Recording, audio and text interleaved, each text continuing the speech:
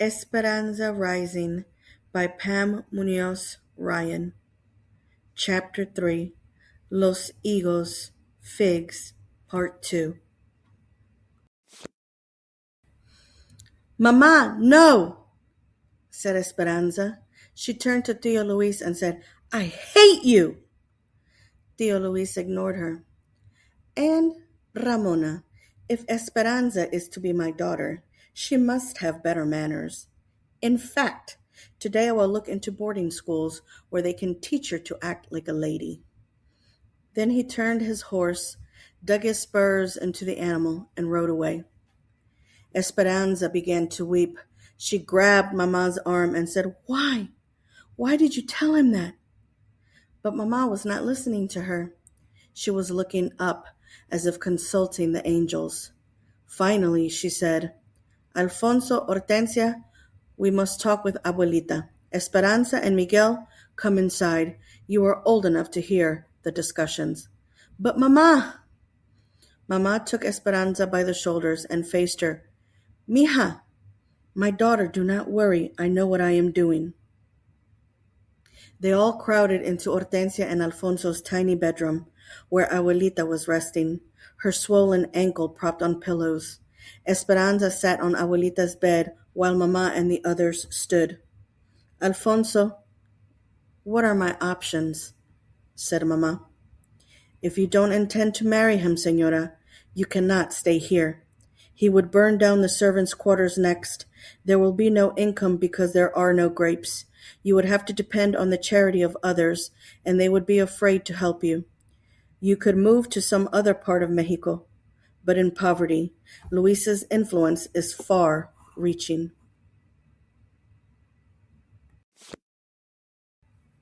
The room was quiet. Mamma looked out the window and tapped her fingers on the wooden sill. Hortensia went to Mamma's side and touched her arm. You should know that we have decided to go to the United States. Alfonso's brother has been writing to us about the big farm in California where he works now. He can arrange jobs and a cabin for us, too. We are sending a letter tomorrow. Mamma turned and looked at Abuelita with no words spoken. Abuelita nodded. What if Esperanza and I went with you to the United States? Said Mamma. Mamma, we cannot leave Abuelita. Abuelita put her hand on Esperanza's. I would come later when I am stronger. But my friends and my school, we can't just leave. And Papa, what would he think? What should we do, Esperanza? Do you think Papa would want me to marry Tio Luis and let him send you to a school in another city? Esperanza felt confused. Her uncle said he would replace everything as it was, but she could not imagine Mamma being married to anyone but Papa. She looked at Mamma's face and saw sadness, worry, and pain. Mamma would do anything for her. But if Mamma married Tio Luis, she knew that everything would not really be as it was. Tio Luis would send her away, and she and Mamma wouldn't even be together. No, she whispered. You are sure that you want to go with us? Said Hortensia. I am sure, said Mamma, her voice stronger. But crossing the border is more difficult these days. You have your papers, but ours were lost in the fire, and they forbid anyone to enter without a visa. I will arrange it, said Abuelita. My sisters in the convent, they can discreetly get you duplicates. No one can know about this, Señora, said Alfonso. We would all have to keep it a secret if you come. This will be a great insult to Luis. If he finds out, he will prevent you from leaving the territory. A tiny smile appeared on Mamma's tired face. Yes, it would be a great insult to him, wouldn't it? In California, there is only field work, said Miguel. I am stronger than you think, said Mamma. We will help each other. Hortensia put her arm around Mamma. Abuelita squeezed Esperanza's hand. Do not be afraid to start over. When I was your age, I left Spain with my mother, father, and sisters. A Mexican official had offered my father a job here in Mexico. So we came. We had to take several ships, and the journey lasted months. When we arrived, nothing was as promised. There were many hard times, But life was also exciting, and we had each other. Esperanza, do you remember the story of the phoenix, the lovely young bird that is reborn from its own ashes? Esperanza nodded. Abuelita had read it to her many times from a book of myths. We are like the phoenix, said Abuelita, rising again with a new life ahead of us. When she realized she was crying, Esperanza wiped her eyes with her shawl. Yes, she thought, they could have a home in California. A beautiful home. Alfonso and Hortensia and Miguel could take care of them, and they'd be rid of the uncles. And Abuelita would join them as soon as she was well. Still sniffling and caught up in their affection and strength, Esperanza said, and I could work too. They all looked at her, and for the first time since Papa died, everyone laughed. The next day, Abuelita's sisters came for her in a wagon. The nuns, dressed in their black and white habits, gently lifted Abuelita into the back. They pulled a blanket under her chin, and Esperanza went to her and held her hand. She remembered the night that Alfonso and Miguel brought Papa home in the wagon. How long ago was that? She knew that it had only been a few weeks, but it seemed like many lifetimes ago. Esperanza tenderly hugged and kissed Abuelita. Mi nieta, we won't be able to communicate. The mail is unpredictable, and I'm sure your uncles will be watching my correspondence. But I will come, of that you can be certain. While you are waiting, finish this for me. She handed Esperanza the bundle of crocheting. Look at the zigzag of the blanket. Mountains and valleys. Right now you are in the bottom of the valley, and your problems loom big around you. But soon you will be at the top of the mountain again. After you have lived many mountains and valleys, we will be together. Through her tears, Esperanza said, Please get well. Please come to us. I promise, and you promise to take care of Mama for me. Next it was Mama's turn.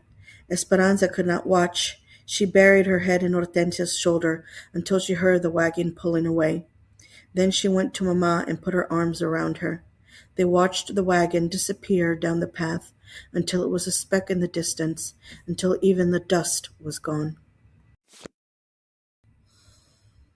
That's when Esperanza noticed the old trunk with the leather straps that the nuns had left.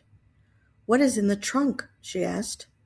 Our papers to travel and clothes from the poor box at the convent. The poor box? People donate them, said Mama, for others who cannot afford to buy their own. Mama, at a time like this, must we worry about some poor family who needs clothes? Esperanza, said Mama. We have little money, and Hortensia, Alfonso, and Miguel are no longer our servants. We are indebted to them for our finances and our future. And that trunk of clothes for the poor? Esperanza, it is for us. Senor Rodriguez was the only person they could trust. He came after dark for secret meetings, always carrying a basket of figs for the grieving family to disguise his real reason for visiting. Esperanza fell asleep each night on a blanket on the floor, listening to the adults' hushed voices and mysterious plans, and smelling the plentiful piles of white figs that she knew would never be eaten.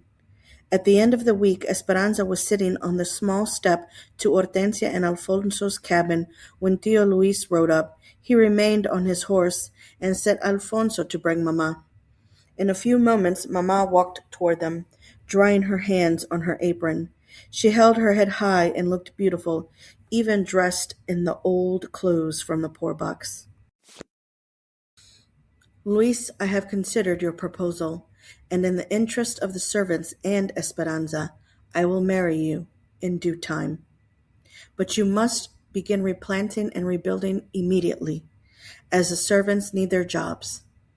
Esperanza was quiet and stared at the dirt, hiding the smirk on her face. Tío Luis could not contain his grin. He sat up straighter.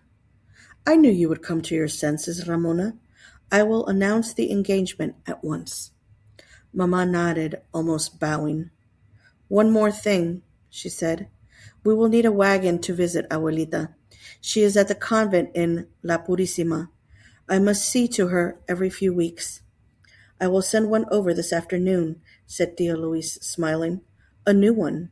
And those clothes, Ramona, they are not fitting for a woman of your stature, and Esperanza looks like a waif. I will send a dressmaker next week with new fabrics. In the nicest way possible, Esperanza looked up and said, Thank you, Tia Luis. I am happy that you will be taking care of us. Yes, of course, he said, not even glancing at her.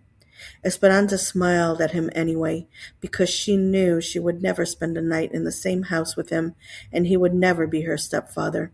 She almost wished she would be able to see his face when he realized that they had escaped. He wouldn't be grinning like a proud rooster then.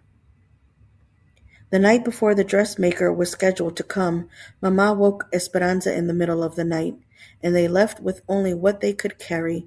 Esperanza held a valise filled with clothes, a small package of tamales, and her doll from Papa. She and Mamma and Hortensia were wrapped in dark shawls to blend in with the night. They could not take a chance of walking on the roads, so Miguel and Alfonso led them through the grape rows, weaving across Papa's land toward the Rodriguez ranch. There was enough moonlight so that they could see the outlines of the twisted and charred trunks, the burnt-out vines rolling in parallel lines toward the mountains. It looked like as if someone had taken a giant comb, dipped it in black paint, and gently swirled it across a huge canvas. They reached the fig orchard that separated Papa's land from Señor Rodriguez's. Alfonso, Hortensia, and Miguel walked ahead, but Esperanza held back and pulled on Mamma's hand to keep her there for a moment. They turned to look at what used to be El Rancho de las Rosas in the distance. Sadness and anger tangled in Esperanza's stomach as she thought of all that she was leaving, her friends and her school, her life as it once was, Abuelita and Papa. She felt as though she was leaving him too. As if reading her mind, Mamma said, Papa's heart will find us wherever we go. Then Mamma took a determined breath and headed toward the sprawling trees. Esperanza followed, but hesitated every few steps, looking back. She hated leaving, but how could she stay?